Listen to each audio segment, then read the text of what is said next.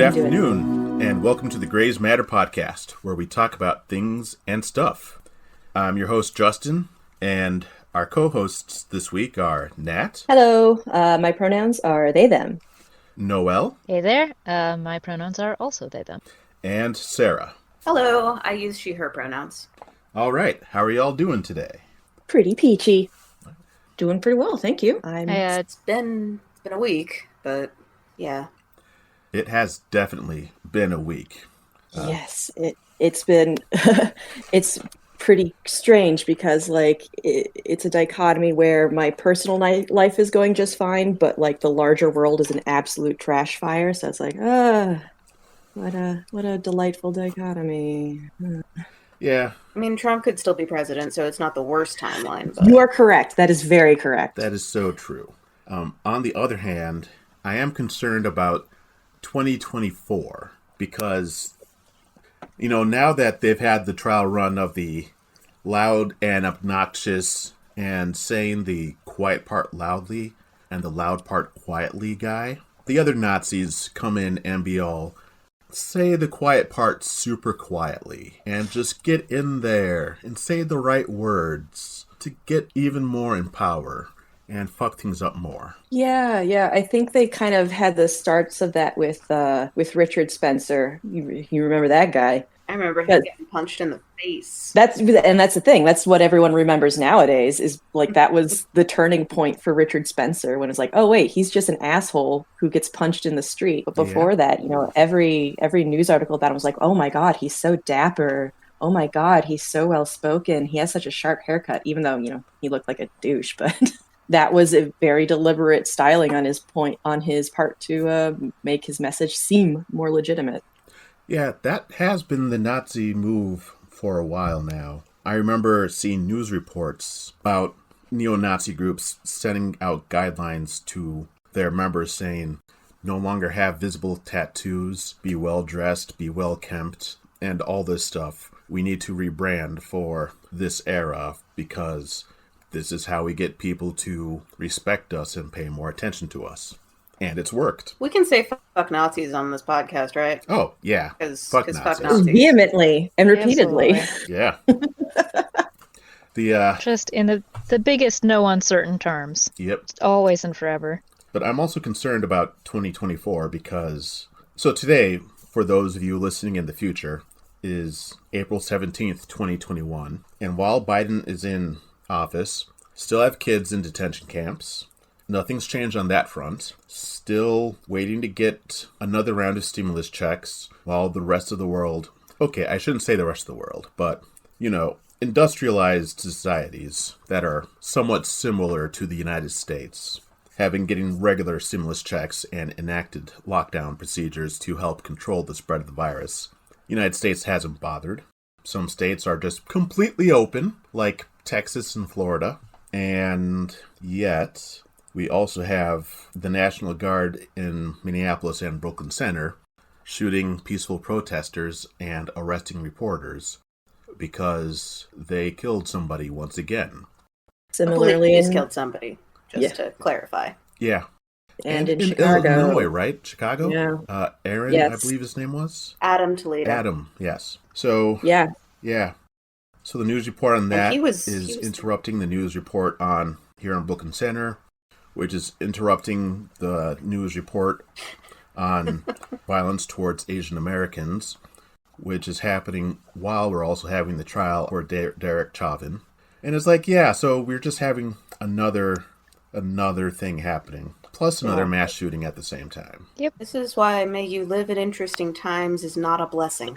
No. And honestly, I would take some pretty boring times at this point. Like, that would be nice. Be pretty relaxing, I feel like. Yeah. That's like the one good thing about Biden presidency. I don't have to worry about it every day, just every other day. Yeah. I'm not worried about Biden, like, deciding in a temper tantrum to, like, launch a nuke at France or whomever. Exactly.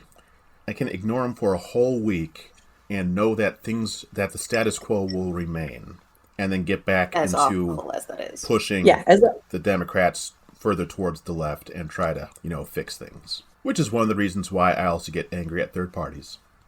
Yeah, makes sense. Yeah. Yeah, I remember back in the 2016 election cycle, ended up talking to the former theater tech director for my high school theater experience. She was planning on voting third party. I think it was Jill Stein at the time. Dr. Jill I was Stein. like, yeah. Sounds right. And I went, and I pointed out, I'm like, look, voting third party, I'm all for it in smaller elections or elections where it's not as big of a deal. And I recognize this is Minnesota, right? It's not likely to go for a Republican candidate, but we have someone who's like really, and even at the outset, like just really demonstrating a lot of fashy and dictatorial tendencies. It's like maybe now is not the time for that one. Just a thought. And then she got annoyed with me for, trying to suggest that maybe that wasn't the best choice. And at the same time, I mean, I don't know. It's not like we live in, a swing state, so. Yeah, I mean, I live in Illinois, and Lord knows that's not going... As long as Chicago exists in the state, it's not going to turn red anytime soon. So, like, although I get irritated at people who vote third parties in Illinois, I'm like, my energies are better spent elsewhere, I think. I'm not going to bother with them. Minnesota is creeping towards being a swing state. Star Tribune staff writer Jeff Hardington did a report on it, and then I wrote my own piece on my website following up on it. And I can't remember how long we were looking back at, like 40 years, I think, showing how the difference in votes for presidential elections between Democrats and Republicans have just been getting thinner and thinner. And then if you also note that the state legislature is almost always GOP run, despite the fact that we get like a Democrat governor half the time. Oh, yeah. I mean, the Republicans have been absolutely dominating the state level government for decades now because, frankly, they're smarter about that kind of thing than the Democrats, who focus too much on the federal level. Yep. And our Democratic governor is still authorizing the National Guard to shoot protesters. Don't even get me started about Chicago and its quote-unquote Democratic machine. Ooh, boy. Didn't Illinois... Isn't that the state where legislators would get paid on their first day in office and then just quit? I mean, it's entirely possible, but that is not a particular issue that I have been made aware of. We definitely have, other corruption issues. I mean, I think, 5 of our last 7 governors have gone to federal prison, so that's cool. But that particular type of issue is not one I've heard of. I can remember 2 of them clearly. Yeah, it's been a few. I will say, in fairness, I think that a lot more governors probably should be going to federal prison on a regular basis, so at least there's follow-through there. That is true. Because I should clarify, I was actually born and raised in Brooklyn Park, Brooklyn Center, and then I moved to Chicago about 10 years ago now. I will occasionally make cracks about, Illinois corruption, Chicago corruption, and my partner, who is... Well, he's not Chicago born. He's actually born overseas, but he has lived in Chicago the majority of his life.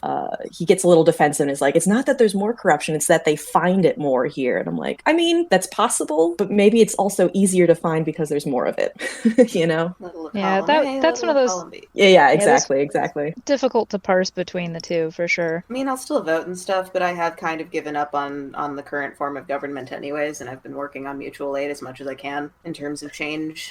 So. Yeah, that is a nice thing that's come out of the pandemic, is that I think that's become much more visible as an alternative form of community engagement and activism. Mm-hmm.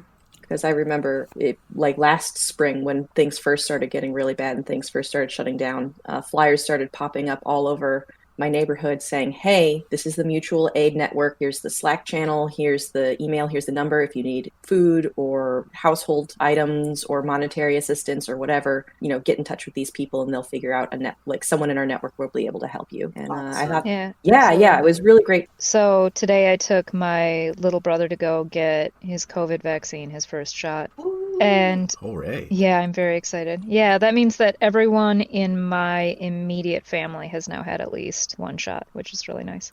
Nice. Helps that my folks are both pretty old, at least pretty old to have a high schooler, not necessarily pretty old to have a kid in their 30s. But yeah, I took him in, and the woman who gave the shots for the group that my little brother was in asked where folks had gotten notified from, because one of the things they were looking into is like how many people had actually been notified by the state vaccination organization that was supposed to hit people up.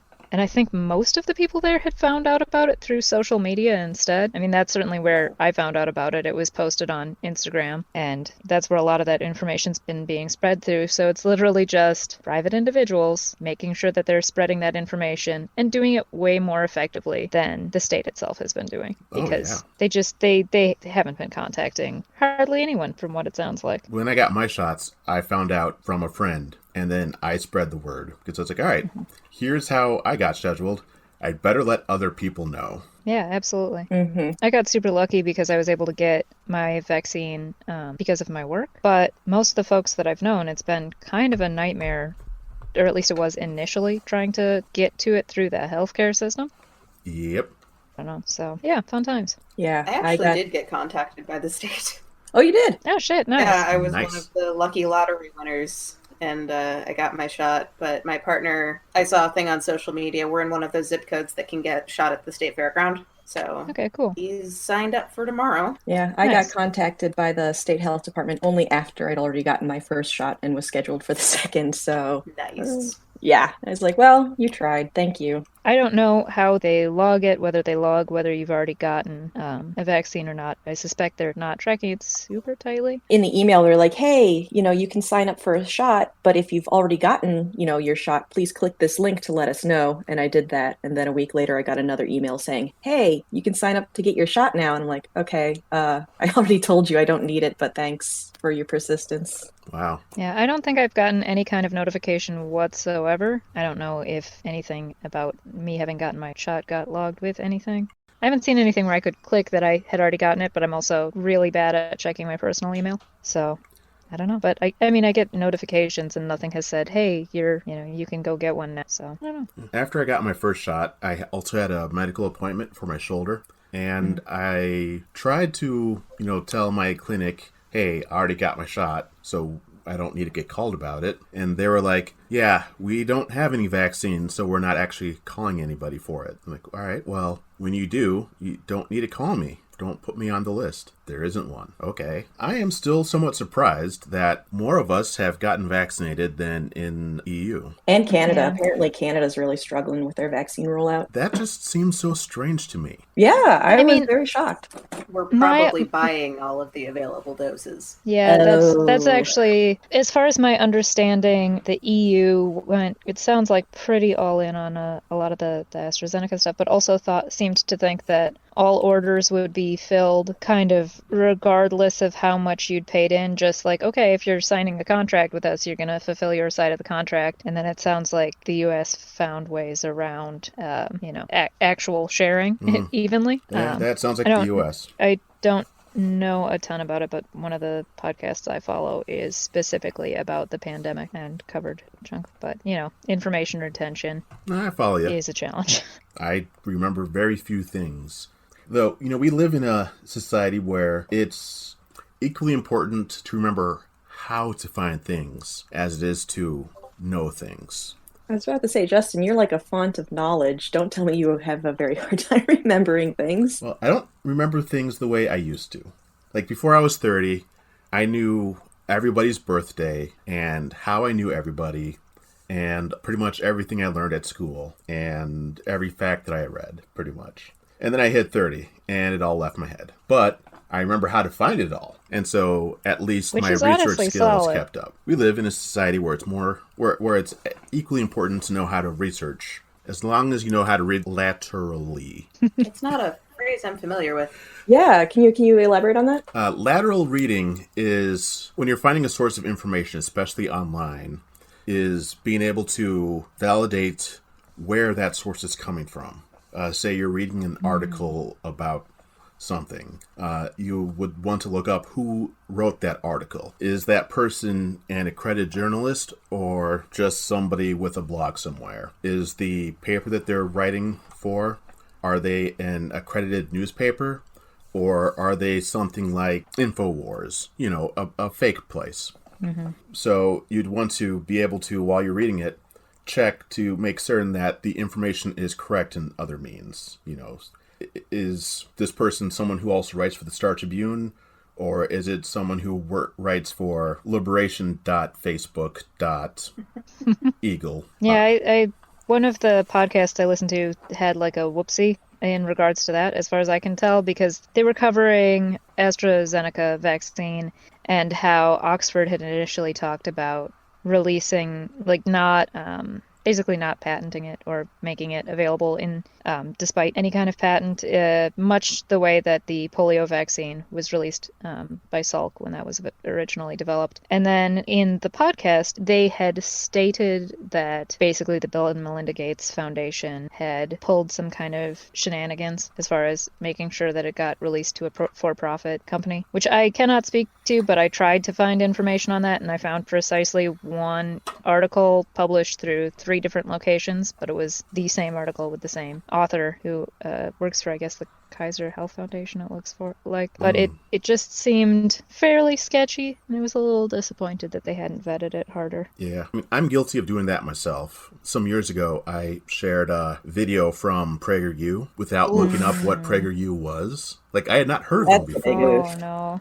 So my brain was like, this video seems legit. Because they actually brought in somebody who was actually telling the truth about, I don't even remember what the topic was. I think it was something to do with race and history. But it was like the one time they were giving factual information. And I was like, yes, this is correct. And I can, back this up with the information that I know and have from my years of education and my degree and my background in all this. So I shared it. And someone that I know says, do you even know what PragerU is? I was like, no, but the video is accurate. So, and then they told me about the shenanigans that PragerU gets up to. I was like, for fuck's sake. So then I put up a disclaimer saying, all right, here's how I fucked up with sharing PragerU. I'm leaving it up because I also need to be accountable to my actions. Here's why I shared it.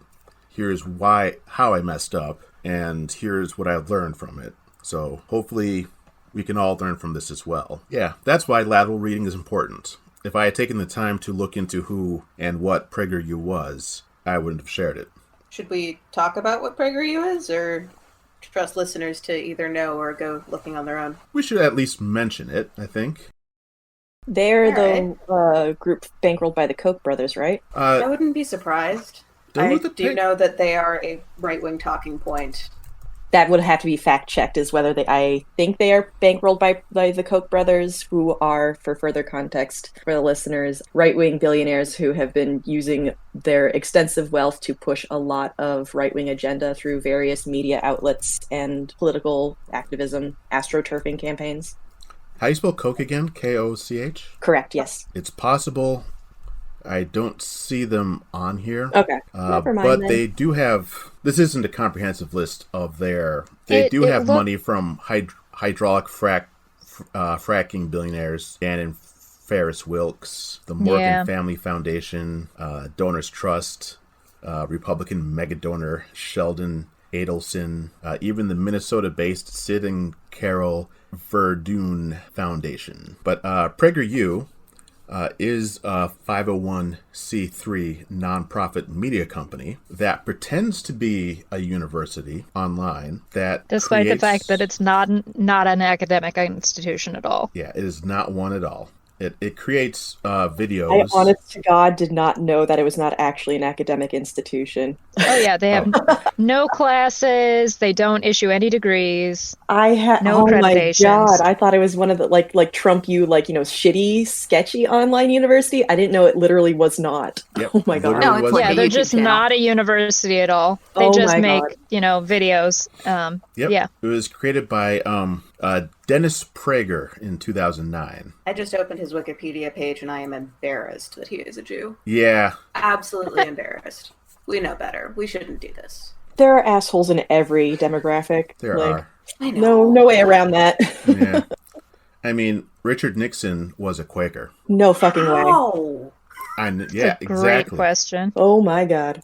Every Quaker I know disavows him loudly Holy and shit. vehemently. But Nixon was a Quaker, so... I'll be. Having gone to a Quaker kindergarten, that is utterly confounding. Yeah. Now, I recognize kindergarten isn't going to be the most intense coverage of what being a Quaker is, but just from toe dipped in that I got, having gone to Friends School for kindergarten, that is confounding. I think part of it comes from, Nixon being Nixon. There was a bit of evangelicalism in his Quaker upbringing.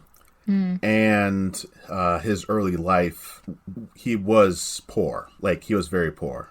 So as he got older and was able to, overcome poverty and tuberculosis and still get into Harvard on tuition, get a tuition to go to Harvard. I don't remember if he actually made it into Harvard or not. He found ways to, play the system to get himself further and further along, which probably shaped, I'm imagining, is what shaped him into the Nixon that, The Simpsons portray as being a juror for Satan. Was that Simpsons or was that Futurama? That was Simpsons. Treehouse of Horror. The one where Homer wants a donut, and in the end, his head turns into a donut. Is that the one where Ned Flanders was actually Satan? That is the one, yes. Ah, yes. That show is one of those things that's such a major cultural touch point, and I know so little about it. I mean, there are 30 seasons of The Simpsons. Between 30 and 32, because it is about as old as I am, and I'm 33. I think it's like 2 years younger than me. I was going to say, I think it's older than I am, and I turned 31 this year. Oh, so it's probably 32. Well, we have the technology. Current Simpsons season. It is now season 31. Okay. The real question is, do you count its time as a skit on the Tracy Ullman show? Because that adds another year, I think, to the count, if you want to include that. Oh, I'm sorry. It is currently season 32. It was just showing me information about the last season. All right, well, let's go to the article on season 1. And season 1 does not include the Tracy Ullman show. Yeah, because if you include the Tracy Ullman show, it's 33 years because that got it started in 87. Yes. I'm recalling my Simpsons trivia correct. The Treehouse of Horror that Homer's head got turned into a donut was Treehouse of Horror 4. So that one was season 5. Way back in 1993. Yeah, I don't think I've seen any Simpsons that's that old, actually. Oh, that one is a classic. Yeah, that's the good stuff. Terror at 5.5 feet references the Twilight Zone, the one with William Shatner. With the gremlin on the side of the bus. That's the one. Yes. Yeah. I recently rewatched Terror at 20,000 feet, I guess. With William Shatner. Yeah, I've actually never seen it. And flight engineering is so different now than from then. We one, can't have guns on planes. 2, we don't really have flight engineers anymore because everything is so well automated. 3, good luck opening a window. I'm sorry, wait, what? Please Could come they back to that actually one. open windows back then, or was that just a fiction, a narrative device they needed for the sake of the plot that they just made up despite it being inaccurate? I don't know. It seems like a really bad idea to have your airplane with windows. I think it was a plot because the air pressure inside of an airplane would make it next to impossible to open up a door or a window if it's shaped correctly. That's why one of the reasons you never have to worry about someone accidentally opening a door is because it's shaped where you can't, you just can't. There's too much pressure inside the plane to make it happen. On top of that, it would be dangerous if you had passengers able to open windows because that would change the aerodynamics of the plane mid-flight. Yeah. Like, Well, at least we don't have to worry about that in real life. I've seen a bunch of artwork of airplanes with like tables on the wings, which makes me wonder if the past was even more buck wild than I thought it was. But I don't know the accuracy of any of that as far as like, did people ever actually do that? Tables on the wings? Like the old biplanes? For an aerial stunt? Something? Because there were wing walkers. I think there's still videos of some of them. Yeah, they go. Yeah. But that's where isn't that where the term barnstorming came from? Is that these aerial stunt guys would go from like farm to farm and do these aerial shows? I believe that's where the term came from. But yeah, they used to like climb out on the wings and do all sorts of weird crap because, the planes didn't get very high and they didn't go very fast. So it was actually physically possible to remain on them. Yeah.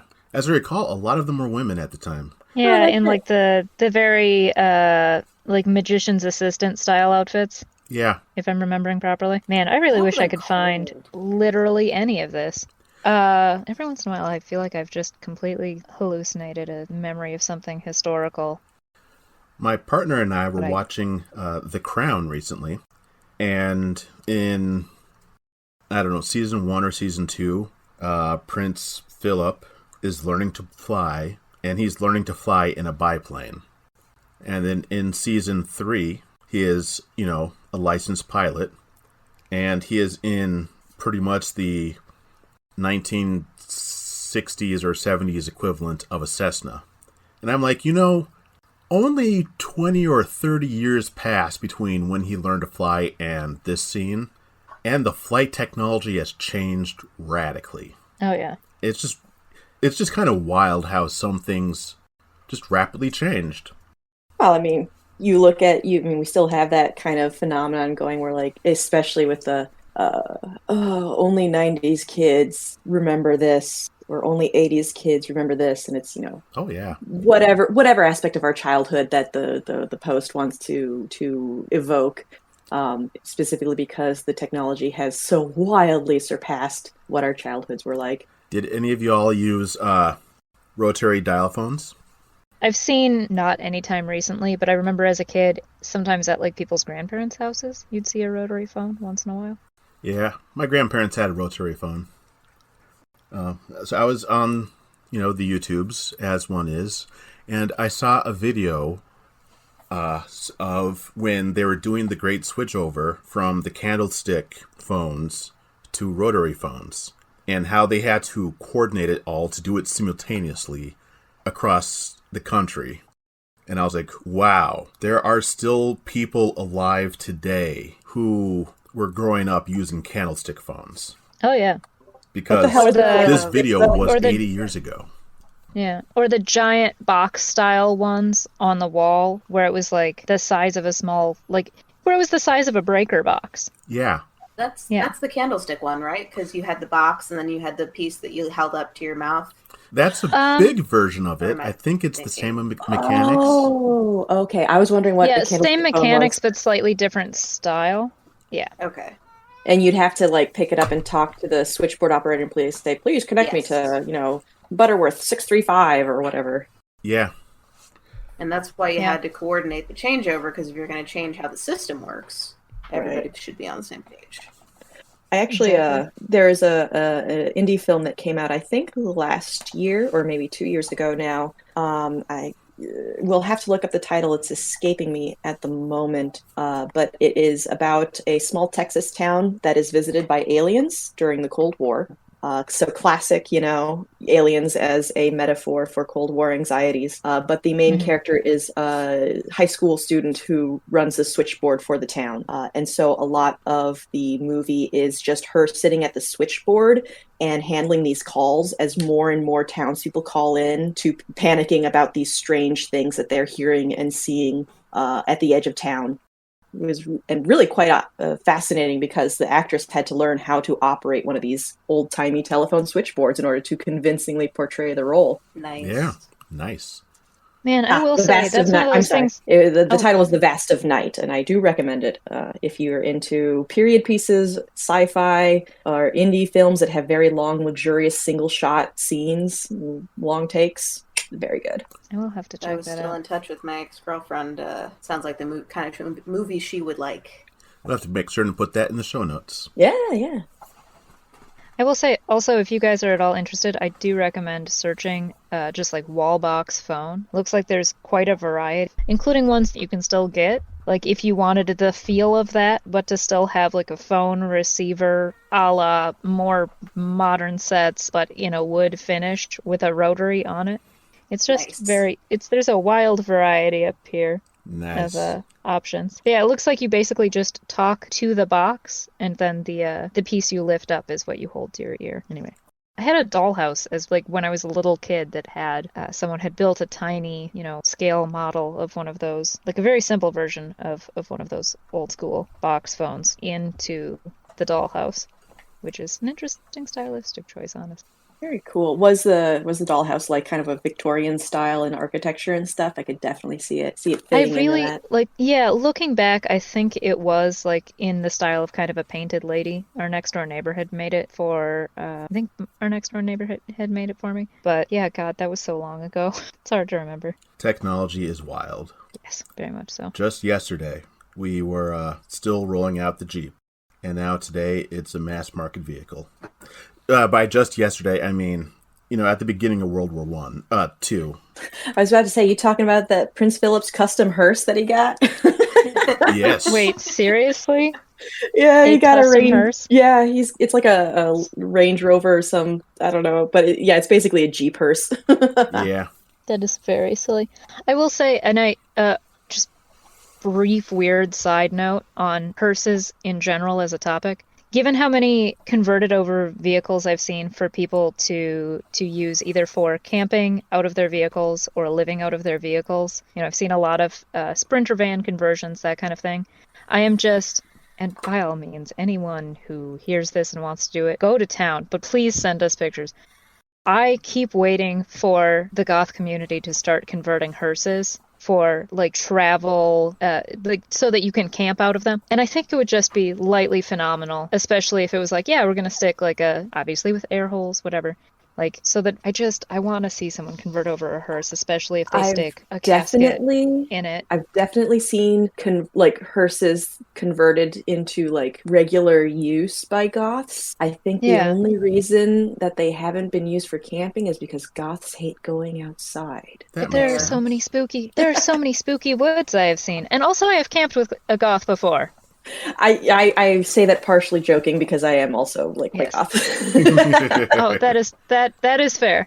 I used to go camping with there's a friend of mine who I would describe as being there's more kinds of goth than I know about. It's not my area of expertise, but definitely was somewhere in the goth community. But yeah, we would go like cabin camping with our large extended flat. I don't know, I just want to see this conversion, particularly if they've got a video for it where you can like see where all of the little like kitchen-y stuff is hidden somewhere. That would be cool. Like I love that kind of stuff. It's too bad there are such gas guzzlers.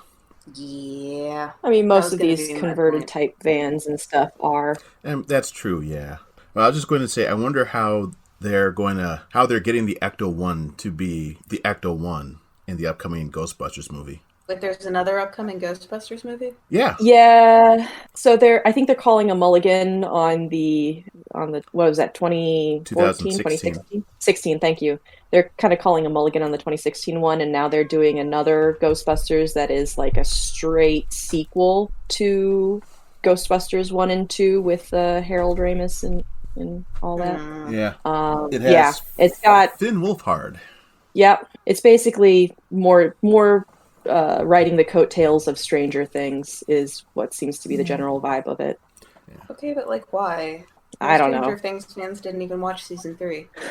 Well, I mean, they didn't miss much. I haven't even watched season 1 yet, so don't know. It's pretty good. Like, I'm not going to shame you for not watching it because there's more media in the society than any one person could possibly consume. But, you get around to it. It's pretty good. Season 1 is fascinating from a storytelling perspective because you essentially have 4 different types of stories that converge into one. You've got the D&D group doing their campaign. You've got a traditional horror story without, what's her name? Bev disappears. You've got the thriller that's going on with Joyce, whatever Hopper's doing. You've got Eleven doing her sci-fi thing. It's really fascinating. Yeah. It's basically they took every single popular genre of 80s movie and put them into one show with surprising deftness, actually. Mm-hmm. I personally loved Ghostbusters 2016, and I'm at the same time excited for Ghostbusters Resurrection, I think it's called. Which, has been delayed again. Thank you, COVID. I honestly forgot about it for a while. I really wish that we could have just had both and had them be in alternate timelines. Sure. Because Seriously. Why not?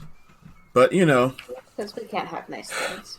2016 was, predominantly woman cast, and everybody was at least low-key queer, and we can't have that in our movies. If there's anything we've learned, it's that can't exist. Yeah, exactly. It's just like what we saw, and I don't know a ton about this topic, but when with the character, was her name Rose? I don't remember. On Star Wars, the Rose Tico, I think her name was. Yeah. Yeah, and enough like cranky white cis het presumably nerd guys freaked out about there being like an Asian female character who wasn't a sex object. Yep. They actually got rid of her character. Yep. Because heaven forbid we have anything nice.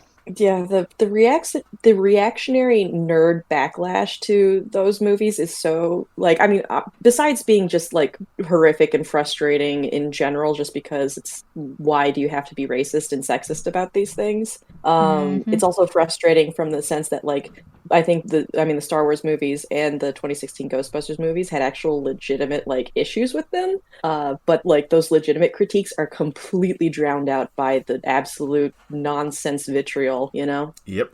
Oh, and it was so good, though. It was so good. I mean, Ghostbusters.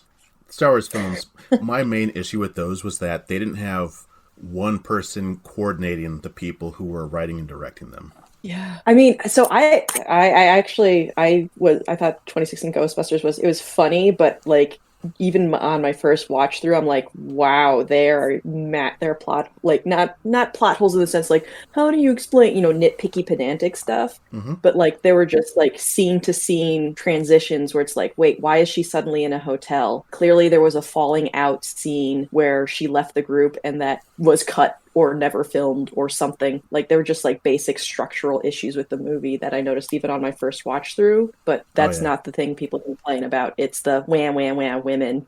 Yep. I will say that the extended edition on Blu-ray is better because it fills in some of those gaps. Ah, okay. Unfortunately, there are some of those gaps because I don't know why. I mean, they were definitely... You can mean well and want to, have a nice representation and all that stuff and just be a bad writer. Yeah. Speaking of... I mean, I will say to a certain extent it's continuing the part of the tradition, I'd say, of the Ghostbusters movies, because wasn't there an entire scene taken out where one of the characters received a blowjob from a ghost while dressed as a Civil War soldier? Napoleon, I believe he was. Raymond Stantz. Yes, he was in fact dressed as a Napoleonic soldier, but the thing is like the structure of the movie didn't suffer from having that cut out. Oh no, I'm totally fine with them removing that, but it did make for like it did leave the question of like, because I think they still had him in that uniform later. They did. It was just like a used portions of it. Yeah, they used like portions of it with no explanation of why. It was just like some weird dream he had during the montage, the musical montage. So it's just like, I guess he had a weird dream about a ghost. Yeah. Moving on. That always just made me go, why? Growing up. Yeah. Which is probably why they cut it. Why film it? Which is probably why they cut it. Because they were like reviewing it during the edit and they're like, why did we film this? Cut it.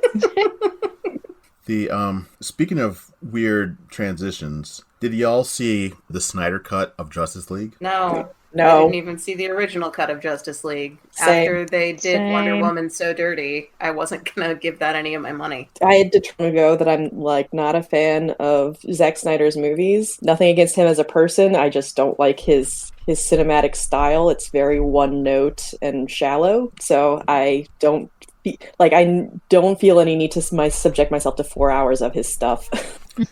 I'll just say this one thing. The movie is way too dark in that you need to bring a flashlight to it. They also released a black and white version, and it's easier to see things in the black and white version than it is the color version. That's how dark it is. That's Zack Snyder. Yeah. Remind me not to watch any Zack Snyder movies then. Yep. Yeah, you're not missing anything. No. Okay, good. My personal opinion, though, the Snyder cut was better than the Whedon cut. I've heard opinions going both directions on that one, so it seems to be a matter of like personal preference. Like some people, even at like and both.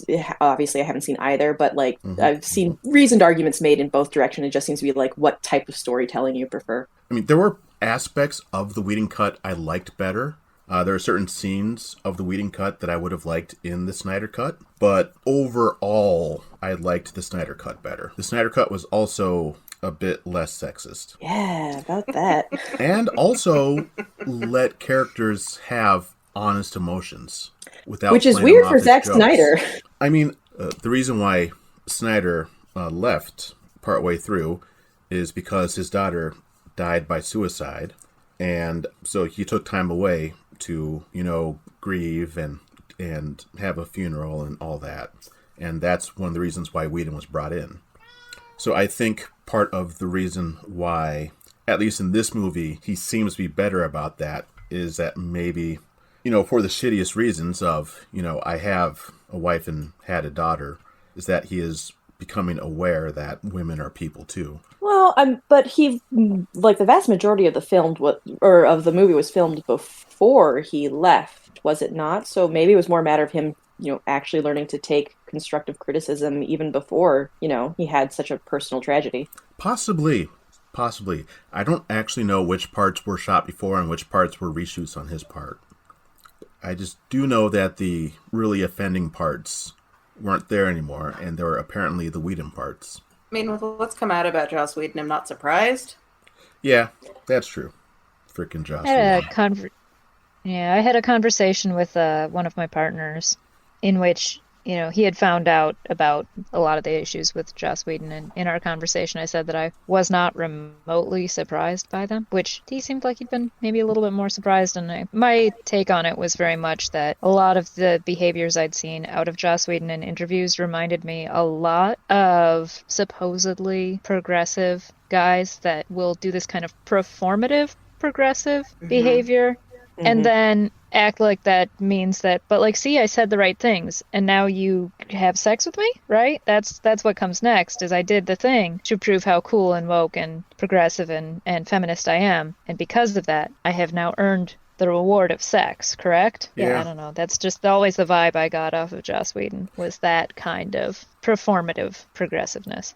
I honestly was always surprised when people were surprised at stuff coming out at Joss Whedon, because the only show of his that I liked was Firefly, and even that had issues. Even that had issues. Oh, yes. But I couldn't get into Buffy, except for the musical episode. I couldn't get into Angel. I really could not get into Dollhouse. That creeped me the hell out. And I did like Cabin in the Woods, in fairness. Cabin in the Woods was good. Was that a show or a movie? It was a movie. That one was a movie. It was a really, did not really see it. Yeah, it was a very fun deconstruction, I guess you could say, of the horror genre. But in Buffy, Angel, and Dollhouse, the treatment of women and the treatment of emotions in all three of them were just so either performative or demeaning that I was like, why are we surprised that this is coming out about him, looking at his past television work? Yeah, that's fair. I think it's one of those things, and I'm not saying this excuses, but given how broadly shitty most male writers writing female characters, like the way they were presented was so shitty that I think some people were like, oh wow, progressive for his time. And it's like, that doesn't really count for all that much.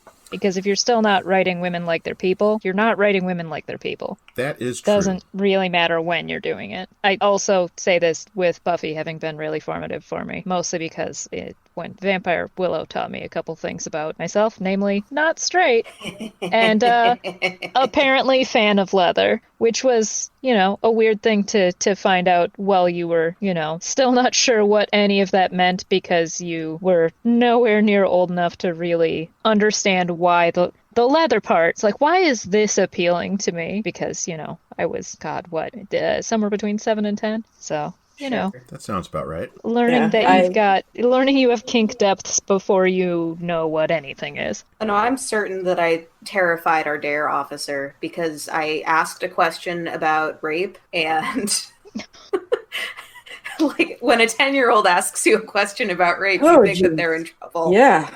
Yeah. Yeah. And I was just mildly curious, Yeah. I don't have a consensual non-consent kink or anything. I didn't watch any Joss Whedon properties in any depth until I was an adult. Like I knew, like Buffy was on when I was younger and in junior high and high school, but I didn't really like it, so I didn't watch it because the movie was better. Pushing my glasses up my nose. Yeah, coming to it as an adult, like I had heard, oh my god, Firefly is so good, it's so feminist, and then watching it as an adult in the 2010s, I'm like, is it though? Is it? Like, it's not that bad, but it's still like, ugh. Like the way oh god, one episode in particular really stuck out to me where it's like Inara is, I can't remember, it was basically the climax was Nathan Fillion and some guy sword fighting over Inara, and it was just like, oh yes, oh that one. Oh yeah. The party. Yeah, like Kaylee in her big fluffy dress. Yes. Yeah. It's like, yes, Nathan Fillion's going to prove how supportive he is of a woman's independence by literally fighting another man over what she's allowed to do. Like, that's cool. That's great. Awesome. While he also calls her a whore the whole time. Yes. Yeah, it was really weird because it seemed like almost their entire society was fine with sex workers except his character. Yeah. Which is like, why? And also, how is that the character that ends up then being her love interest? Like, what art of the game freaking just pickup artist bullshit with like the trick is you have to neg her. Based on how Whedon treated Gal Gadot on set, he seems to generally think that's how it works. Yeah. I one day was rewatching Dr. Horrible, and I noticed that there is exactly one person of color in Dr. Horrible's sing-along blog. The Asian girl in the groupies. That's the one. Oh, yeah. And she has a whole song in the commentary. Say that again? She has a whole song in the commentary called Nobody's Asian in the Movies. No shit. Huh. I'm sitting here staring at my copy of Buffy Ballads and Bad Guys Who Sing. Like, this is material I know for a change. Huh. Too bad they didn't put it in the actual product. Yeah. Yeah, and it wasn't a great song in terms of Asian representation either. Oof. Isn't she, I can't say I'm terribly surprised about that. Married or dating one of the Whedons? Jed. She's Jed's wife. Yeah, I remember seeing that. I'm going to actually find her name because she has a name other than Jed's wife. She does. Let me just click and then scroll. Marissa Tancharoen. Yes, Marissa. Married 2009. She is an actress, producer, and writer. Yeah, she wrote a chunk of Dr. Horrible as well. Yeah. That's covered in the commentary. The commentary is hilarious. Like, I really do enjoy how Whedon uses music and the way that music works in Whedon properties. And I appreciate that he's still a scumbag. That's the thing that happened, was she wrote some of that. Yeah. I was at Can't Stop the Serenity, and while, we're all singing along, I'm like, there's something off. And so I went home, and, I pulled it up on the interwebs, and I watched again, and I was like, everybody but one person's white, and the only person who isn't doesn't have a name. Oof. Yikes-a-roni. Yeah. Well, and the other thing with Dr. Horrible, if we want to get really into the nerd parts, is that Felicia Day is a trained singer, like operatic singing. Oh, no trained. shit. Yeah. And the parts that they gave her for Dr. Horrible are so simplistic that I thought they had written it because she didn't have any training. Jeez Louise. I am Why didn't literally they tap her not skill surprised set? at that. Because Joss was being sexist, I'm sure. Yeah, that makes sense. One of the reasons why I'm not surprised at that has to do with Star Trek: The Next Generation. There's the Star Trek. Go on. Remember the We knew it episode was coming eventually. when Q took everybody to Sherwood Forest? One of my favorite episodes, yes. Yeah. The second episode with Vash. She comes on board, and there's all those archaeologists and diplomats, and Q's like, ha, your speech is boring. And, oh, you love this person. I'm going to put you in Sherwood Forest, and y'all are going to learn a lesson or whatever bullshit I'm on this week. And so Picard is Robin Hood, and, Riker is Little John, and Data is Friar Tuck. And so Miranda Sirtis and Gates McFadden were the only two there who were stage combat trained. They were the only two there not given swords. Motherfucker. Yep. That's cool. Yep. Damn, that's annoying. So that's why I'm not surprised that people did not give women on stage the opportunity to use their full skill sets. I'm actually surprised that Patrick Stewart, Sir Patrick Stewart, isn't stage combat trained. I would think he would be. That does seem like it would be a thing. There's doing stage combat with a trainer for a show, and there's like taking the classes to choreograph and safely like plan out stage combat. You know the folks who do the human chess at con? Yes. Yeah, several They of them are stage individually, combat actually. trained for the most part. But there is one, I think Mike is his name. He's the one who choreographs it, and he's the one who teaches classes on stage combat in the city. I know a couple people who are, I don't know if they're still involved in doing the combat chess, but yeah, I've had a couple friends and acquaintances that have been involved in that. Yeah, my partner just started seeing a new gal who is a stage combat instructor. She and her husband, Nice. apparently. Yeah. I'm wondering if I like have some degree of connection to her besides, met her more. I actually haven't met her yet because I just started dating, because I do HEMA, historical European martial arts, and there's a lot of overlap between that and stage combat. Even though it's not the same thing, and anyone who's involved in either will tell you that, there's usually overlap in terms of interest. It's like saying that not all con goers are festies. Mm-hmm, exactly. Mm-hmm. Exactly. Oh, but that crossover. Yeah, it is real. Gates Mcfadden is known as a choreographer. In fact, a lot of her work is choreography. Well, now I gotta look up her IMDb page. Yeah. I knew she was a trained dancer. Yep. That as well. You know Labyrinth and Muppets Take Manhattan? I know Labyrinth, yes. Yeah.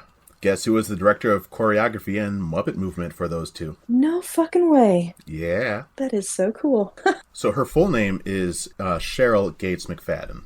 So she uses Gates Mcfadden for acting and Cheryl McFadden for choreography. Oh, that's a neat little division there. I wonder if she's got two IMDb pages then, because I wasn't seeing any choreography credits on Gates McFadden's page. Usually when they are billed under different names, they'll just put in parentheses as XYZ for that piece. Does IMDb do choreography stuff? They have credits for things like director and camera, so I would guess they do. Oh, no, I see her as director of I'm- choreography and Muppet movement for Labyrinth under additional crew. Ah, that makes sense. And they have her listed for the episode Data's Day. Y'all remember that episode, right? Oh, yes. Another one of my favorites. That is such a good episode. Data's Day. It's just an episode completely focused on Data, following him through the events of a day. The O'Briens get married. There is a Romulan spy disguised as a Vulcan ambassador, and Data learns how to dance. I'll believe you. I'm sure I've seen it, but I watched all the Next Generation in high school. They do tap dance and ballroom dancing. Yeah, because the joke is that Data goes to Crusher and is like, "Hey, I've heard that you know how to dance. Can you teach me how to dance?" And she's like, "Yeah, okay." And so she starts teaching him tap dance, and then Data makes a comment like, "Now I'm ready for the wedding." And Crusher's like, "Wait, this is for the wedding? You don't tap dance at weddings, god damn it." Yeah. And she I didn't will want say Data that's to such tell a- anybody because she did not want to be known as the dancing doctor again. Mm-hmm. No, funny. I will say I do think it's funny that someone would ask to be taught how to dance, and the go-to would be like, yeah, hang on a second, let me teach you how to tap dance. Yeah. Like, I'm very pro that, but it's also very funny. Yeah. I mean, they needed to have the joke, you see. Yep. I think they wanted the additional joke is that Data was really, really good at learning how to tap dance because he could just watch Crusher's feet and mimic the movement. Mhm. But when she tried to teach him like slow dancing like you would do at a wedding, he struggled a lot because he couldn't watch her feet. It was about more, full body, connection and, feeling that movement. And he can't do that as well. Yep. Because he Yeah, robot. that makes sense. I can't lead in dancing. I have tried so many times over the years, and I still don't have that ability. I have a really bad case of trying to lead. Well, if we ever So- dance, I would be so honored if you led, because I totally can't do it. That's fair. I will also state that it's not like I'm good at it. I'm just I'll put it in these terms. As a person who is assigned female at birth, I've been called bossy a lot, and that tends to extend to a lot of areas in my life. So you're assertive and know what you want, and people I am neither are... of those things. I am neither of those things most of the time. indecisive and people-pleasing, but Yeah. still get called bossy. Yeah, I did swing. I did Lindy Hop swing dancing for a while back before I came out as trans. It is a lot of fun. So I only ever learned how to follow because I was at that point a woman. I can follow really dang well, and I've been trying to learn how to lead now that I've kind of moved away from being a woman anymore. But it's tricky. Turns out that I actually like being a follow in terms of I like being told what to do, and I like being able to react to other people instead of having to make decisions on my own. But when it comes to dancing, that sets off the dysphoria now. So it's like, fuck. Damn, that's tough. Yeah. I swear, there needs to be like just once COVID is over, if there could be like a queer and trans like dance nights, including like more swing style dance nights where it's like just whoever, dance with whoever leads, don't care. Just like if we could have that, that would be so nice.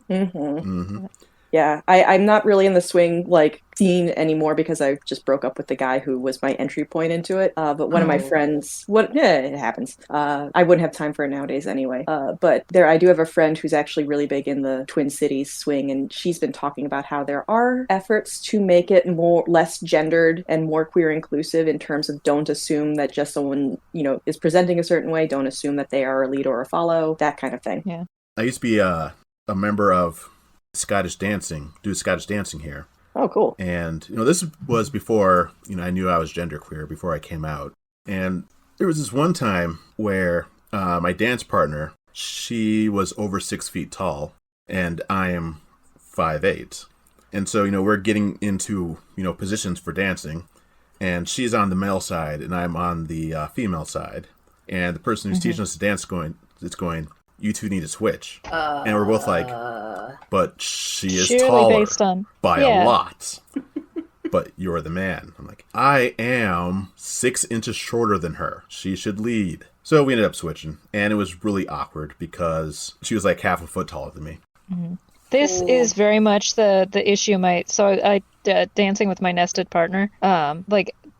I will attempt to spin my nested partner, and that is not super effective due to height difference. Yeah, I can see that. Having, hung out with you both at the same time. Yeah, I am 5'2", which just makes that whole situation a challenge. So we've now used the terms metamor and nested partner, and the episode was ostensibly supposed to be about ethical monogamy.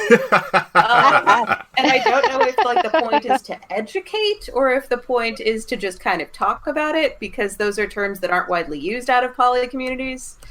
Oh, that's a very good point.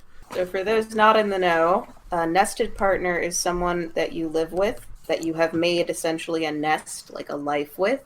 And a metamor is your partner's partner. Yeah. Yeah. So I live with my nested partner, and I just made plans to finally see another partner after COVID for next week. Congratulations! That's so cool.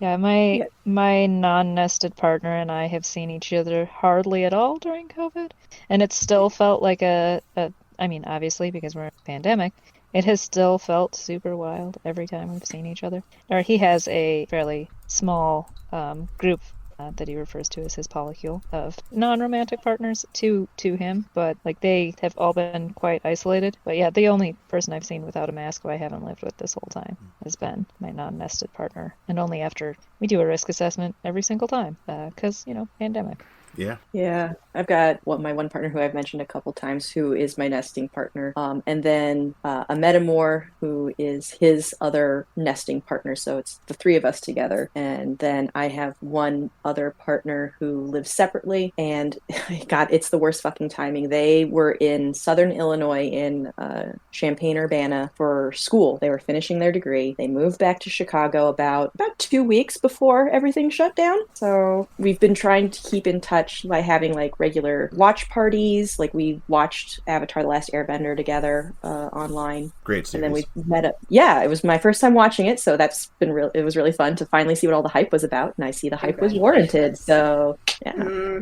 We've seen each other in we've had picnic lunches in parks a couple times, but obviously we couldn't do that over the winter, so it's been difficult. So I don't have a nesting partner because we do not live together. We don't even live in the same state, but we are anchor partners. An anchor partner is essentially someone who is a long-standing, long-term partner and typically just entangled in a romantic relationship. It's similar to how a lot of people will use the term primary partner. Pulling up a birthstone chart, I love how much, obviously there's going to be crossover with Steven Universe, but I love it anyway. Yeah. Anyway. Mine doesn't, though, and that's so sad. Your birthstone or your partner's birthstone? Both of my partner's birthstones do, but mine does not. Oh. Because mine is turquoise. Not an option, at least as far as I know. I'm also not caught up, but I have not seen anything leaning. I want to know what kind of mineral turquoise actually is.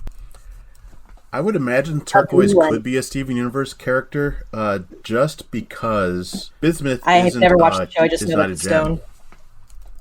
No, it's a precious metal. Yeah. And yeah, yet and I mean, she is let's be honest. And also, let's be honest, pearl is made organically. Yep, it's not a stone. Yeah. So, Yeah. not a stone. But I thought that was always kind of a nod to how pearls are artificial, that they're made to order for the diamonds and for other rich gems. Oh. True, but aren't That all didn't of cross the my mind. gems other than the diamonds kind of made to order anyway? Or Kind is of. that kind But of? Pearl's the whole thing kindergarten, is that so yeah. Yeah. But I guess that's the difference between bulk and custom order. right. Yeah. And that's how pearls are harvested too. You can't just find a vein of pearls. That's not a thing. You go find a bunch of oysters and hope that one of them has a pearl in it. Can't you artificially create pearls? You can farm them. Yes. Yeah. Yeah. Okay. Yeah, you have a bed full of oysters, and you put a little grain of a little seed starter in the oyster, and then the pearl forms around it, and then you just go and harvest it when it's big enough. I will say also, I feel like with pearl farming, and pearl harvesting in general, man, I really hope that the people involved in that really like seafood, because boy howdy. Yeah. I don't think you have to kill the oyster to get the pearl. Let me check on that. I hope not, because that seems mean, unnecessarily cruel. I mean, that's the entire diamond industry. That is true. Unnecessarily cruel. Yeah. And artificially inflated. Yeah. I don't know how accurate this is, so I'll try and look it up. If I can figure out how to add it to the notes, I'll search it later in the show notes. But my understanding is that turquoise is actually more rare than diamonds. Yes. That would make sense. Not 100% on this. Huh. Yeah. Yeah. So then the fact that turquoise jewelry is way, way, way cheaper than diamond jewelry is And way slightly prettier, in my bizarre. opinion. Yes, I agree. I would like some personality to my jewelry rather than just yes, okay, it's very shiny. That's cool, I guess. But I mean, So, we can make diamonds. we can. Point one, You I was wrong cannot about make pearl turquoise. harvesting. The oysters generally do die in the process. Turquoise, I had Turquoise's Wikipedia page open. It is a phosphate. It's copper and aluminum. Oh. And yeah. So, and it's mostly found in the southwestern United States, which is why Dene jewelry has so much turquoise in it. Dene is the indigenous name for Navajo. Yes. But yeah, there's some really good turquoise that comes out of there. And like you're saying, it's all really unique. Each stone has a different pattern of oxidation, and yeah, it's gorgeous. Yeah. I was trying to see if I could find anything on whether turquoise can be manufactured. And I haven't found anything on that, but apparently there's a fair amount of fake turquoise out there. It says dyed turquoise and dyed magnesite are not infrequently used. People will absolutely dye granite. People will dye granite and say, oh, it's turquoise. It's not turquoise. Huh. So, wait, what's turquoise made out of again? Copper and what? It's a copper aluminum hydrated phosphate. Oh, hydrated. Okay. So we probably won't find that on an asteroid. But just imagine if we did. And it looks like synthetic turquoise is a thing. Nice. Okay, cool. Of course, I'm also getting ombre turquoise pre-stretched braiding hair, so... That is a real wild result term. It is. If things went my way, though, we would start asteroid mining more and Earth mining less. And there would be fair a enough. lot of space habitats. Yeah. I mean, we totally have the I will technology say I to would- do it. Yeah. I would I'm worry not about convinced how that we much... do. The thing I'd worry about with space mining is like how much, based on how we power spacecraft at this time, as far as getting them out into the atmosphere, like how much pollution would be created on Earth just to get those into the air and like then back down to everything else. The initial startup would be high, but once we get one facility in space, we use that facility to start building others and don't launch anything else from Earth. Yeah, Fair that enough. was... And I mean, you still have to get the materials up there. Just the first set of materials. Yeah. Well, depends what you want to make them out of, because unless you want to make them out of only things that you mine from asteroids, and even then you still have to process and smelt and shape different parts of the spacecraft. I'll say there's an odd thought to be had that, like, given how ubiquitous plastic products are on Earth, they would actually be, I mean, if you're trying to make as much as you can out of things that are you're manufacturing from what you're mining in space, it would make plastics incredibly rare because those would all have to be exported from the planet, presumably. One of the things, and so this is a controversial show to enjoy. This is a guilty pleasure. I like the Orville. I hate Seth MacFarlane with a passion. I was about to say. And yet I like the Orville. And one of the things that show does well is that nothing's made of plastic. They have, reusable water bottles and drink containers made out of aluminum. And only the fancy glasses are made out of glass for, parties when you're having wine or whiskey or whatever. But, they're keeping that aspect pretty realistic. It's like, yeah, in the future, we would know better than to use plastic because it's really difficult to recycle. Yeah, I mean, I saw a couple episodes of The Orville, and if they would cut out the awful, Seth jokes, yes, then it'd be actually a quite solid Next Generation, fan show. Yeah. But those jokes, God, they're just so bad. Because Seth MacFarlane thinks he's funny. Yeah, it's just it's so weird because it pulls you out of the tone of the show so jarringly too. It's pretty standard, space Star Trek type of vibe where you've got a bunch of smart people solving a problem together and interacting with each other, and then suddenly fart joke, and it's why? Yeah. Why? And they have so many Star Trek people working on it, too. Like Robert Duncan McNeil and Jonathan Frakes and Tim Russ was in an episode. And Dr. Claire Finn is played by Captain Cassidy Yates. It is high-quality Star Trek fanfic, except for Seth MacFarlane and his damn fart jokes. His humor with extensive use of sarcasm quotes. Yes. I feel like if you're going to spend that much time on fart jokes, at least make it more like there was some kind of interaction on Twitter, I want to say, that involved Neil deGrasse Tyson and Hank Green, I think, where someone asked if you were just if you with your body were just loose in space. I think the question was if you nut, would you move? Nice. And then they actually addressed it like a science question, all right, let's dissect this in regards to physics. Sure. And I appreciated the weirdness, but also the seriousness of that. And I only used the phrase nut in regards to ejaculation because that is how they the term they used when the question was initially brought up. But I don't know, I feel like if you're gonna now I'm thinking about it, oh my god, and I'm well, the problem is that you'd be nutting inside your spacesuit, so right, yeah, I think the question was if you were just if you were just out, if your body was just out and about, disregarding the fact that you would die, how would that work? We're doing Treasure Planet if you're rules. out there longer than 60 seconds. So if you can get it done in that time span without breathing, which probably would help for some folks. You would pass out if you were out there for longer than 30 seconds, though. Okay. 30 so you seconds really is a hard time to beat. get it going. It'd be the worst 30 seconds of your life. Oh yeah, it'd be painful. Yeah, for sure.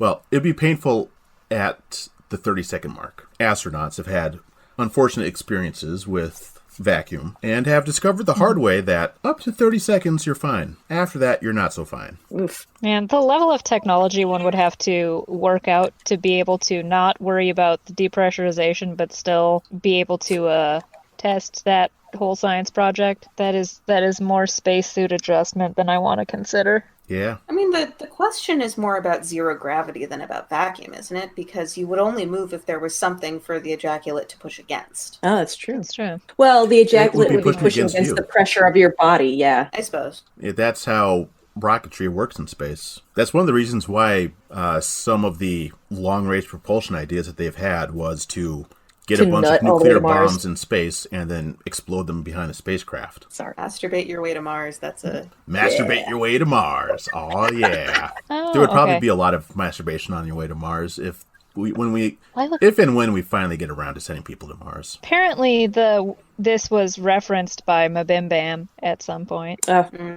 We're following in the footsteps of giants. They might be giants. So I was going to say, I don't know if it's referenced in the movie, and I don't know how many of you have actually read The Martian, but there's Deleted reference scene. a couple of... It's a deleted scene. Ah, okay. I only saw the movie the one time, and it's in the Zack Snyder cut. Though I cut you off before you finished saying it. Please finish saying it. Well, it's just there's a relationship between two of the crewmates that the captain very specifically says she overlooks because it's been for frickin' ever. Yeah. And they're horny. I did find the original. Hank Green asked, so when you nut in space, it push you backwards? And Neil deGrasse Tyson said, you ask if ejaculating in space propels you? Solid, liquid, or gas, any part of your body comes out, you'll recoil. Yeah. Straight to the point. I like it. There we go. I like it. This is one of the things I love about science. Just whatever the thing is. Yeah, let's take that question seriously and, address it. I'm a fan. Anyway. That is not a complete answer, though, I don't think. Because that is if you ejaculate automatically without, actually touching yourself or moving in any other way. But if there's, say, you have to do hand motions, that would also change your momentum. It would change the direction of the momentum, but it wouldn't change the fact that force upon your body was enacted. Yeah. So it would change your angle. So it might, make you spin.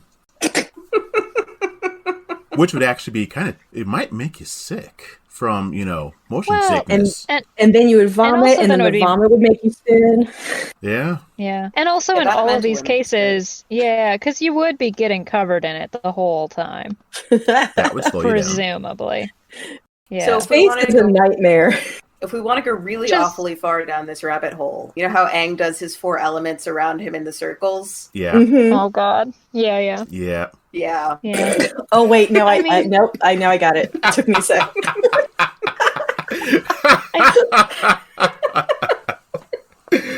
Oh, Lordy. I feel like there'd be a very specific set of people for which, video of this would be just someone would find, their exact kink that they'd been looking for their entire life. I know a person. Yeah. And a lot of other folks would be like, well, that's not for me. But man, that would really do it for at least a few people. Yep.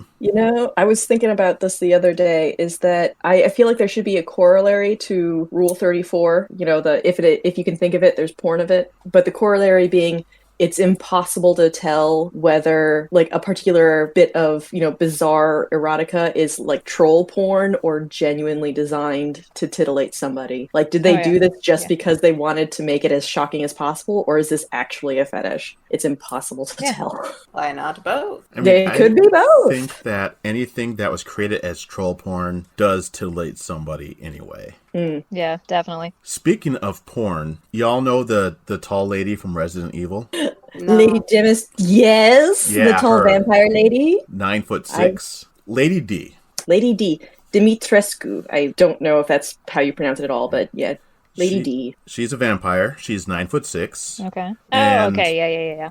Yeah, the internet went wild, and everybody has the hots for her. And I think the fact that it's been a year of quarantine has increased the exuberance of the reaction. Yeah, that too. I've seen quite a bit of different images of people interacting with her. So Science Boy And someone who I would like to be friends with because he is so cool, Kyle Hill, did a video on what would actually happen if she stepped on you, because people wanted to know. And You'd probably die. Oh, okay. Oh, yeah. No, you would definitely die. 100%. This definitely confirms my assumption about where this was going, because, like, Scary Lady, Please Step on Me was definitely my assumption of where this was going. Yeah. It is 100%. Please step on me, please. There's in the gameplay trailer that they released, she actually picks up the POV protagonist by the throat and lifts him up in the air. Yep. Which, of course, made the fans go wild. Yeah, all of this makes sense. Yeah.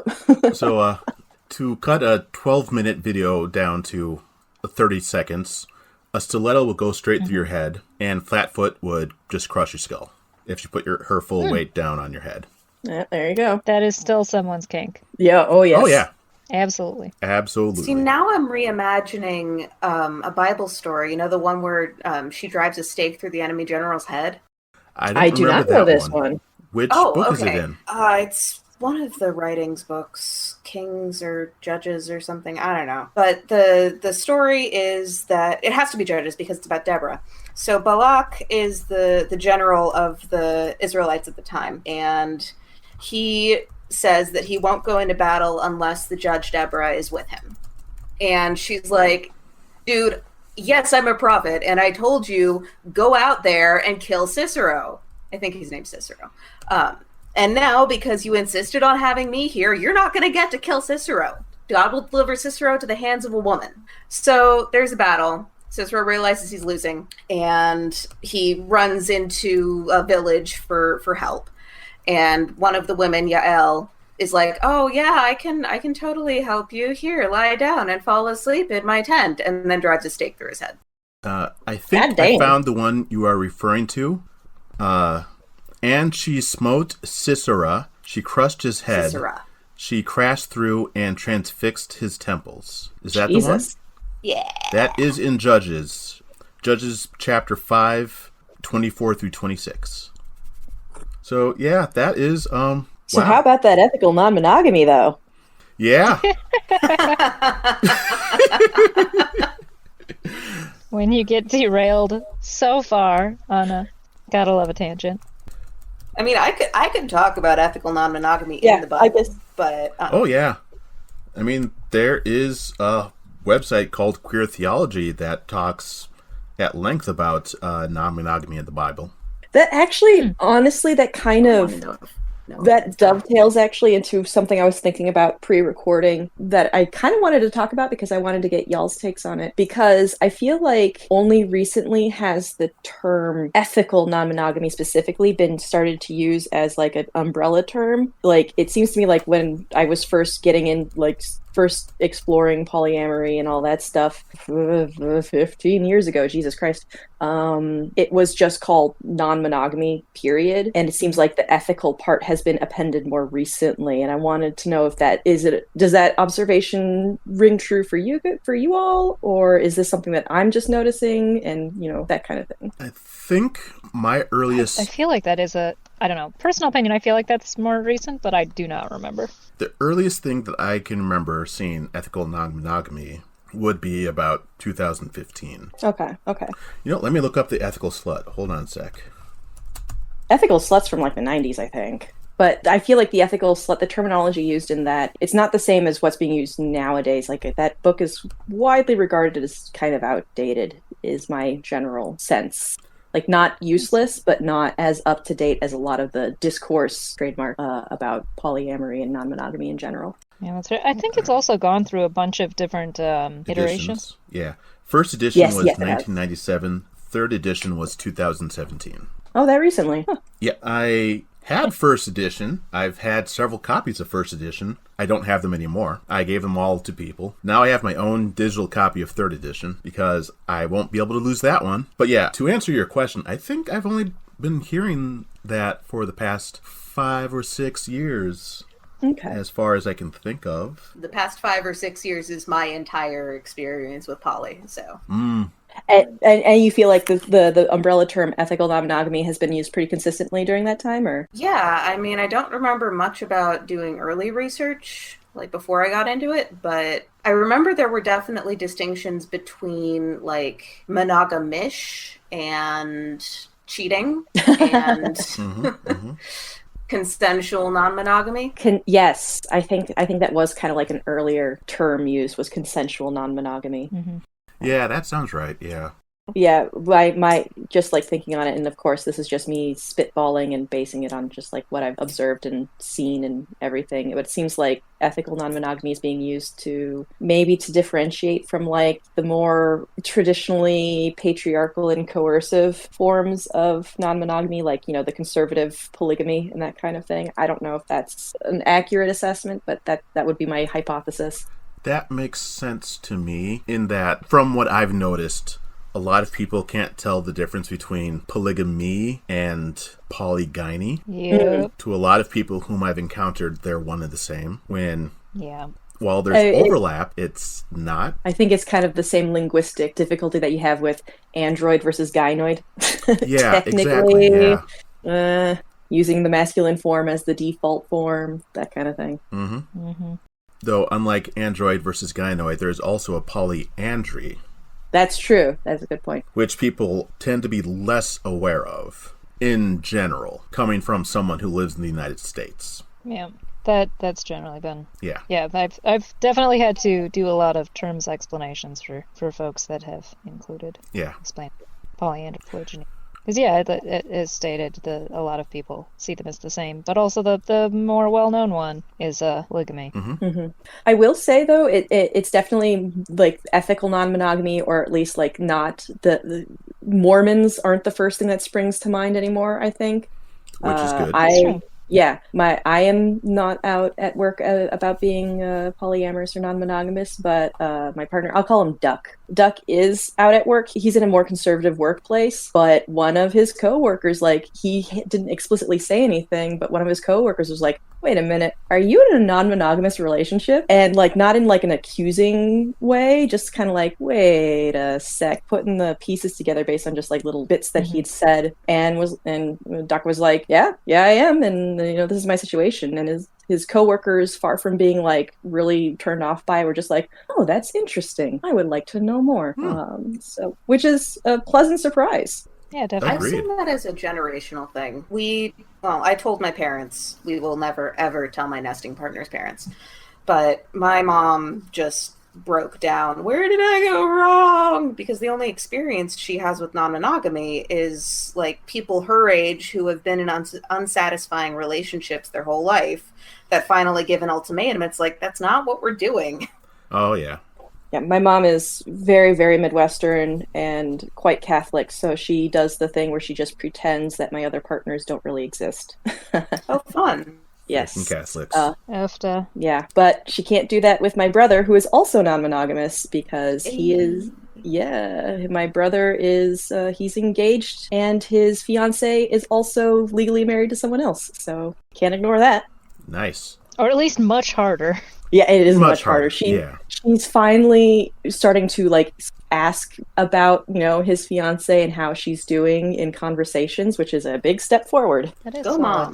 Yeah, she can learn. She can be taught. I feel, especially with this discussion, fairly lucky on that front, I guess. I think the fact that I was raised in a pagan household, I'm not saying that it, like, automatically made my folks more okay with it, but I think maybe it helped make a little bit more room at the table for, just because there weren't the expectations to that degree around gender roles I've seen attached in some monotheistic situations. Sure. If it's not too personal, could you, like, go into a little bit more specifics about, like, which type of paganism? Because I know, like, some can be super free and loosey-goosey and some are very not. So I'm kind of curious about your personal experience. I would describe it, being a big role-playing gamer, as being fairly homebrew. So I come from a family where my dad has spent a lot of his time independently studying history. Because my parents are both white, his focus was on, I don't know if that's the reason, but his focus was on European history pre-gunpowder, because he just thinks that the Middle Ages, but also pre-Christian periods to an extent, in the British Isles is meat. I'm sure I'm butchering a chunk of this, and he would get very specific about, like, no, these are the things I'm very focused on. But so he had left the church when he was a lot younger, and then my mom comes from more the green rejection of a lot of Christianity. Both of them were raised nominally Christian, but they ended up kind of homebrewing a thing that's a lot more female focused in some ways, but a lot more nature focused. I don't know. It's an interesting homebrew of a lot of Celtic and then Norse tradition. Very neat. Yeah, which also then means that my little sister has quite a number of tattoos and now has to explain that no, she's pagan, not a white supremacist. Yeah. Oh, she got the runes, huh?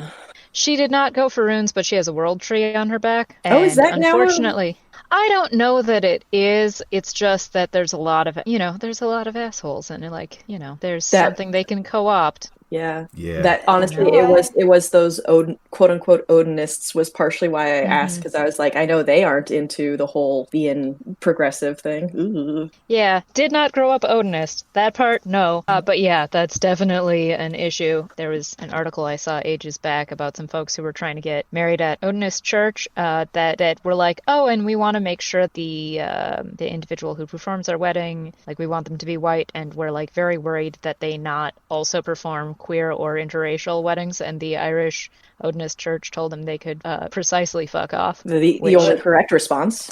Yep. Yes, and then they pitched a gigantic fit and requested like a signed copy of something so that they could try and press some kind of, legal whatever. And the Irish Odinist church was like, sure, we will definitely do that. We're charging you for the printing, and we're also charging you to have like our copy of the letter framed so that everyone here can never forget what we don't put up with. Beautiful. And I was like, you guys, I love this right here. Big fan. I will say, given how much space my dad has left for gender variation in more recent versions of the homebrew that we have all been kind of involved in the formation thereof, you'd think he'd be more cool with the fact that I'm trans. But, work in progress is what I'll call I haven't crossed that bridge yet with my folks, so ooh. I was not trying to, but my little sister accidentally outed me to my mom, and then we had a conversation about how that wasn't cool, got on the same page, we're fine, but then mom started correcting my dad without running that past me. Oof. Oh. So, yeah, I was never going to have that conversation with him, if we're being honest, but we're here now. So one of my partners has recently come out as NB, and I am very proud of them. But we were talking yesterday. This is not the same partner that I haven't seen for a year. This is a partner I've been seeing outdoors. But I was asked, so what are we doing with your parents? And they were like, I have to tell them by June because there's going to be parties with people who know, and I can't not tell them. I don't know how. I plan on just not telling my mom and hoping for the best. She lives in Arizona. I see her at most once every other year. And she does not talk to anybody whom I know, except for my siblings. Yeah, I suppose at that point, as long as siblings are on the same page with you, it becomes a lot easier to keep that gap. Yep. So just going to play it smooth. I think I'm going to come out as trans the same way I came out as bisexual to my parents, which is that the most passive-aggressive way possible, in which I don't say anything and I just start doing queer things and let them figure it out. Yeah. My parents... I mean, that's basically how I came out as whatever version of not straight, so... My mom and dad found out that I'm polyam in two wildly different ways. My dad, when I was dating somebody else, who happened to be one of his former students, my dad was a high school teacher. So this person, when she was in high school, was in a couple of his classes. While my dad and I were looking at eyeglasses, she happened to be at the same place at the same time and kissed me in front of my dad. My dad was like, I thought you were dating somebody else. I was like, well, I am. And so I had to explain things to him right then and there. So that's how my dad found out. Man. My mom found out because we were having an argument. And I told her something that I was planning on not telling her and told her why I was keeping it from her. So two wildly different things. One is just, this just hasn't come up yet. And now you know, because you're around people whom I know. And the other is, we're fighting. I wouldn't suggest either way, listeners, of coming out to your parents. Neither are really healthy ways. I came out as non-monogamous specifically. Oh, I did it via email. Yes, I wrote up the electronic mail that is so hip with the kids these days.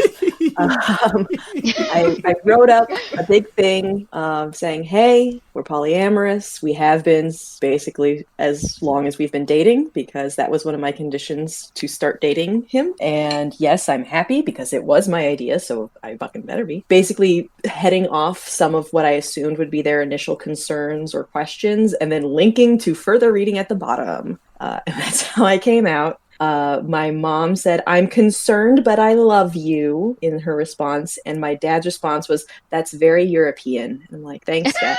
Yeah. Honestly, as responses go, not terrible. Yeah, right? Yeah. And pretty funny. I will, in terms of advice, recommend the suggested readings, because my parents are 1,500 miles away, and I told them as I was leaving, like the morning they were taking me to the airport. Ooh. And Mom had her meltdown, and Dad drove me to the airport, and we're, 10, 15 minutes into a very silent drive, which isn't unusual with my dad. We can sit in silence for a long time. But then he's like, so is there something that your mother and I can read to learn more about this? And I was like, I am not prepared for that question, but I will find out. That is honestly that's a really nice response. All possible responses. I wonder if there is a book called So Your Child is Polyam. I wouldn't be surprised if there's a website. There is a pamphlet called When Someone You Love is Polyamorous. There we go. I will put that in my notes if you have. Sweet. Open my notes. And that link can go in the show notes. Yeah. The other one that was recommended was More Than Two. More Than Two is a good one. They have a great site. More Than Two, yeah. In fact, at least 2 of the panels I've been on about polyamory, where I did my write-up about it later, I linked to their glossary for people to read further about some terms that were used. Nice. Yeah, More Than Two is a good one. I remember one that I really liked when it's been years since I've read it, was Opening Up, but I think I heard that the guy who wrote it is now persona non grata. I might be mistaken. That's a good question. Explain why I haven't heard from them in a while. Heard of that book in a while. Yeah, I can't remember if it was Opening Up. There was the author of one of those seminal polyamorous books. It was More Than Two or Opening Up or one of those books. And apparently the guy who wrote it turns out is a dirtbag partner who doesn't treat his partners well. It's like, oh well. Probably don't want advice from him. Right. Yeah, exactly. Oh man, in trying to find some of the books that I have read on the subject and are there was one that I was trying to remember that had been helpful, but it's also been a minute. Oh well, it's aged. But I saw a book that I have not read, but maybe really kind of wish I had, called The Polyamory Breakup Book. And having been through one of those breakups that can really only happen to you I was in a 3-person relationship. I don't like the term throuple. Triad. Much prefer triad. Yeah, we referred it to the Triforce because Nice. Nerds, yes. But I ended up breaking off my relationships with both of them and trying to figure out the responsible way to break up with 2 people who are also dating each other is really goddamn complicated. Yeah. It was not the best way to do it, I am sure, but I also did not know a better way to go about it and I ended up going through the process of breaking up with both of them together because they live together. Oh, sure. And okay. I didn't feel comfortable with the prospect of being like, hi, so if I could talk to one of you for a chunk of time and then the other one for a chunk of time when both of them were going to be home during that entire situation. You can't really ask one of the folks that you're dating and about to split up with to wait in the other room. Yeah. I feel like that's just and then not... They're definitely to see the first person coming back in tears and be like, what's going on? Yeah, and then they're going to want to try and comfort the other person, but also then you need to still talk to... It's just not... It didn't seem like a good option. And I am not happy about how the situation went down, but I also still cannot think of a better way to have handled that. So, it's complicated. Definitely. Oh, I'll have to check this book out. Yeah, I do not say this in a sing-songy manner to minimize it, but it is in fact very complicated. I don't know how to do that. Yeah, I feel like I should read this book at some point as well, because while I do not foresee any of that anywhere on the horizon. Hey, I mean, every single relationship, if a relationship doesn't end in death, it ends in a breakup, you know? Yep. So it's a good skill to have. Would be a good thing to cover, because you never know. You know, that is one of the reasons I realized I was polyamorous, actually. Realizing that every relationship either ends in death or breakup. Mm-hmm. This was back in high school. I mean, I didn't have the term yet. I didn't learn about the term polyamory until I was in college. Mm-hmm. But in high school, I was thinking to myself, say, you know, if two people love each other very much and get married and all that jazz, and one of them dies, and the one who lives gets remarried and they love each other, you know, very much, what if that second person comes in while the first one is still alive? How is that fair to anybody? Yep. And that just kind of got the wheels in my head turning. Yeah. Also, I mean, if you are a person who comes from a spiritual tradition of believing that there is an afterlife, this is one of the things I have never fully understood about expectations around monogamy in religious cultures that also are like, yeah, remarriage if one of you dies is totally fine. Like, if there is an afterlife and you go to that afterlife and your deceased former spouse and your now deceased more recent spouse are both there, how is that supposed to work? Yeah. Because if you are in a religion where it's only okay to have one spouse, but you die and you're all going to be there together, you're going to have to figure something out. I mean, it all comes back to also I don't remember where I saw this, but there was a discussion of, you know, now people complain about the in-laws part of marriage when traditionally, you know, if people really want to get down to brass tacks with, quote, traditional marriage was in large part so you could get in-laws. Because that means you have a larger support structure. Those cows aren't going to milk themselves. Yep, and, you know, it's not like daycares existed or Social Security or any of that. So, like, you have to intentionally build some kind of community to make sure that everybody gets taken care of. So really what you're saying is the joke monogamy in this economy is a return to form. Yes, very much so. Personal passions that I don't get to spend nearly enough time on. I really enjoy ethical anthropology, which definitely needs a separate distinction from a lot of anthropology that's been done over human, particularly Western history. There was an ethnography that I read at some point. It might have been, or that was referenced in a book I read, this is not in a book, that talked about how there was an anthropologist that had gone in and was talking to a number of folks who lived in a society where the norm was not monogamous, and where folks might have what was considered to be a more and there was some hierarchy tied to it. So in this case, I will say, like, people were to an extent expected to have a primary relationship of some kind, but also to have other relationships, and that was considered completely normal and completely fine. And the gentleman that they were talking to said that to an extent, it was essentially an insurance policy, because then if you die, you know that at least, like, that some of your kids are owed at least some kind of care from someone else. Like, your children will not starve to death if you die, because there are other people who will make sure that your family is taken care of because they have been romantic partners in your family group. The sex at dawn hypothesis, as it were. Yes. Actually, honestly, I think it was from the book Sex at Dawn. So thank you. Yes, this is where I read this. That makes sense. Thank you very much. I was literally trying to remember that book earlier, so thank you. For interested listeners, Sex at Dawn is a really excellent book on how biologically we are not wired for monogamy. It makes absolutely no sense in our reproductive strategies and the structures that are used as well. 10 out of 10 recommend as a read. Yeah, that's another one of those books that I had, and I lent it to someone because I thought they really should read it, and then I lost it. That is still on my to-read list.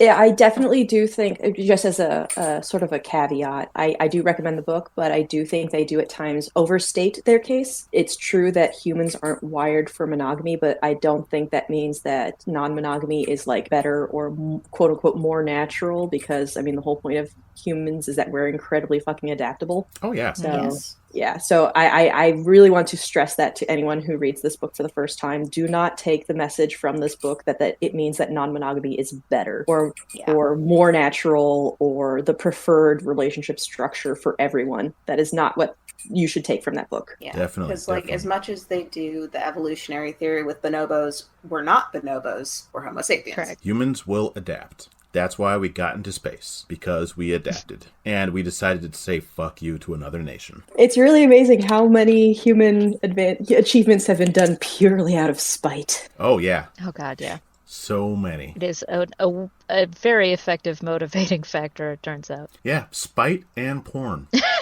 We have internet paywalls because of porn. Horny spite. Horny spite. I mean, calm down, everyone. We're all horny and scared.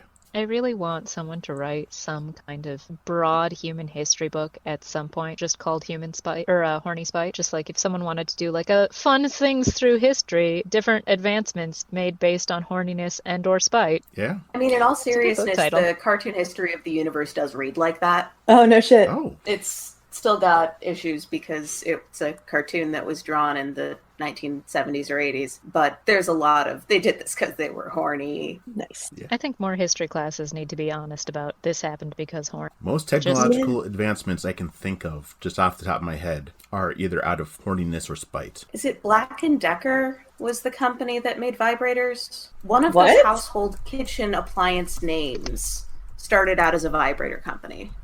Oh, yeah. I mean, Hitachi also makes heavy machinery, so... That is a good idea. So That's a good question, is what I was trying to say. I really love that there's just... Man, the internet is just, as much as it's terrible, it's also great, because I did, in fact, want an article called The Weird and Unexpected History of the Vibrator. Yeah. There was that, what's her name? Maggie Gyllenhaal movie was about the history of the vibrator, wasn't there? I am not aware of this. No idea, but... I believe I saw it, and I was like, sex, Victorian costumes, this is exactly what I want. But I never got around to watching it. Well, But now there's I want to sex see and it. Victorian costumes. I know. I'm really bad about watching movies. I have to. There's a reason why I didn't watch Avatar: The Last Bender until literally this year. Like, I'm not good at You it. didn't watch the movie, right? You watched the show? Yeah, I watched the show. Yes. Okay, good. Like, I am not good at keeping up on the cultural zeitgeists when it comes to media. You're not alone on that. I used to work at a video store, and I still didn't watch movies then. For those of you wondering at home, it was Hollywood Video, not Blockbuster. Hollywood Video, my stomping grounds as a preteen. Yep. Yeah, Hollywood Video. Nice. It was after they got rid of the cummerbund and started wearing the denim shirts. But, I don't remember the cummerbund. Oh my goodness. Yeah, that was early to mid-90s. Okay. Yeah, I would have been a little young to remember that. Yeah. By the way, the Maggie Gyllenhaal movie I was thinking of is in fact called Hysteria, which I should have guessed. Makes sense. Yes. Makes it has sense, yeah. Maggie Gyllenhaal, Hugh Dancy, Jonathan Pryce, and Felicity Jones. So there you go. I recognize 2 of those names. Yeah, right? But I don't watch many movies, so 2 is very good for me. I have not vetted this article or its source. According to this, you could order early vibrators through the Sears Roebuck & Co. That is correct. That makes sense. They were considered medical order devices. prefab houses from Sears and Roebuck. Yeah, I mean, they were, as this movie Hysteria probably tells you, vibrators were originally invented as medical devices to treat, quote unquote, hysteria because doctors were tired of giving hand jobs to their patients. Just going to have to add on the content warnings to the beginning. Sorry. I will say, yeah, that's definitely one of those, like, stick it in the notepad. All right, everybody, have yourselves a good night. Bye. Bye.